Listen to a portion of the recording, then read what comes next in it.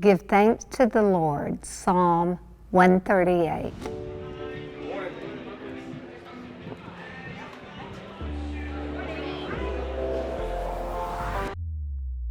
I give you thanks, O Lord, with my whole heart.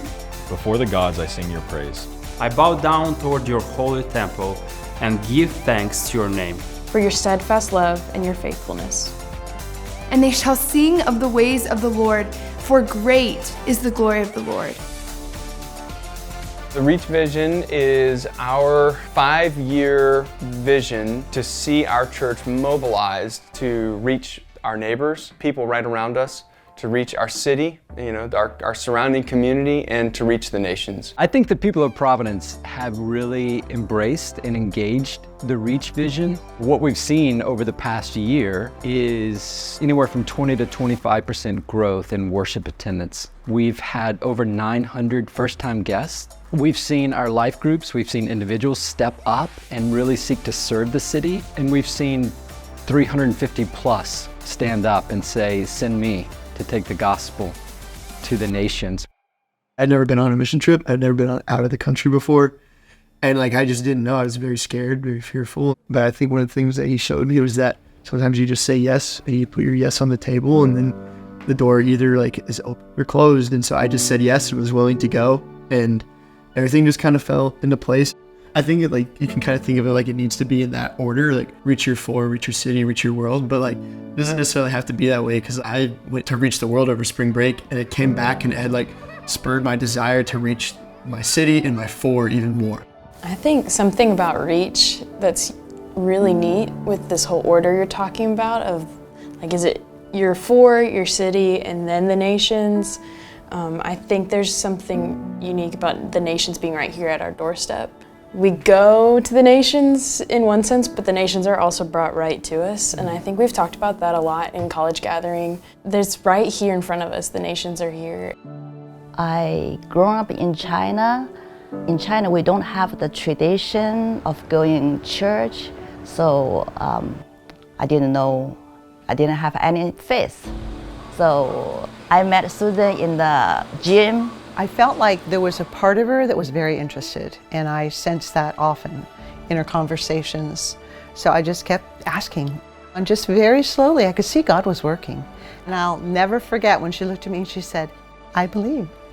And I just cried because it made me so happy. Of course, then I started pestering her. Want to come to life group? Yes, I admire Susan. Even I say no, she still keeps asking me. She's never gave up. So I really appreciate God through her to working on me, yes. It's really great to have growth in attendance, worship attendance, but it doesn't stop there.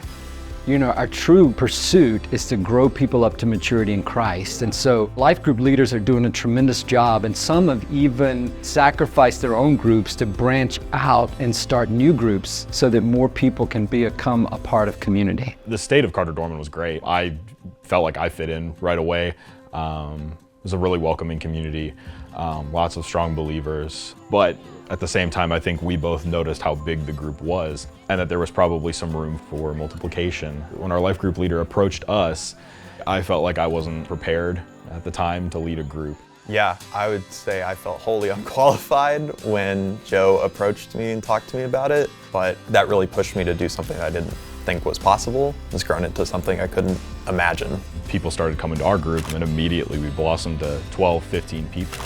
At the end of the day, if that multiplication happens, more people get to experience more of what Christ envisioned the church to be.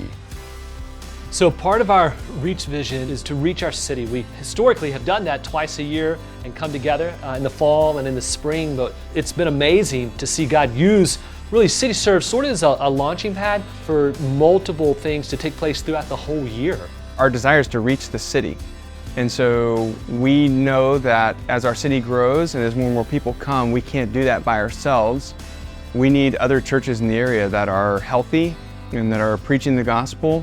And so church revitalization allows us to multiply, where we can know that not only are we preaching the gospel here on Glenwood Avenue on Sunday mornings, but we know that the gospel is now being preached in other places too that maybe the light of the gospel had grown dim or weak there, and now we're seeing it revived. When we came and the church was in a dying state, we knew that Mount Hermon needed more than just Andy and I here. To come in and, for the sake of a community, see a declining church come back to new life is in some ways a picture or a parable of the power of the gospel. But it's also, there are individual believers for whom Christ died, who are part of this church, who need to be loved and shepherded and fed.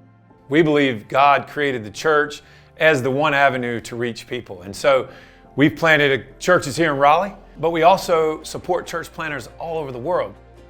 We took 27 trips and we had over 350 participants on those trips. But one of the things that's really been special in this ministry year is the number of college students that said yes to going. And I believe that we're going to see many of those students say yes to going midterm or long term in the future. It's crazy that it's just like God is on the move. Yeah, I think it really paints a picture of like mission started with God. Like He reached out to us first with love and came down to be with us. So why not be a part of it? My hope and my prayer is that each person that calls Providence home would engage in what God has called them to do as a disciple, and that is to make other disciples. I think we are key evidence that God can use a hesitant yes. Yeah. We didn't feel like we ourselves could do anything, and we couldn't, but I think what the Lord has given us is spectacular. The kingdom of Christ is bigger than any one local church, and it's our joy to lock arms with and to give of ourselves, our resources, our energies, our prayers for the sake of God's work. I give thanks, O Lord, with my whole heart. Before the gods, I sing your praise.